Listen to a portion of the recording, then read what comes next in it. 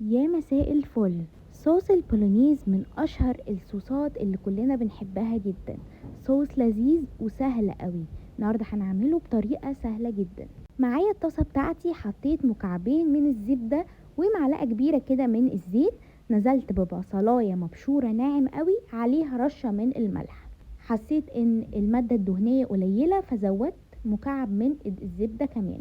وببتدي كده اني اقلبه كلهم مع بعض لحد ما البصل ياخد لون خفيف جدا. معايا جزرايه مبشوره ناعم جدا، لو حابين تبشروها تمام، لو حابين تقطعوها مكعبات صغيره مفيش مشكله. انا بحب اني يكون مبشور ناعم، مش باين فيه صوص البولونيز. ياخد كده تشويحه بسيطه مع البصل، بنزل بيه اللحمه المفرومه. انا كنت مسوياها ومعصجاها ومخزناها في الفريزر، مفيش مشكلة لو هي نية، عادي جدا. بعد كده معايا صلصتي الجاهزة البيتي، بديل ليها بقطع الطماطم مكعبات كبيرة وبضيفها بالمنظر ده، ومعلقتين كبار من معجون صلصة الطماطم.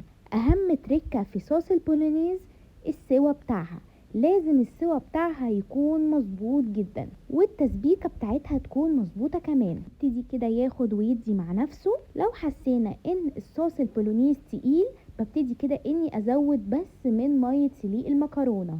طبعا سلقت مكرونة سباكيتي زي ما انتوا شايفين. المكرونة مش بتتكسر سباكيتي، ولكن انا عندي في البيت بيحبوا ان هم يكسروها، فما حبيتش اني ازعلهم. شايفين صوص البولونيز اثناء التسوية انا زودت له كوباية كده كبيرة من مية سليق المكرونة، حسيت ان هو محتاج. بس كده، وقدموه واعملوه وبألف هنا وشفا.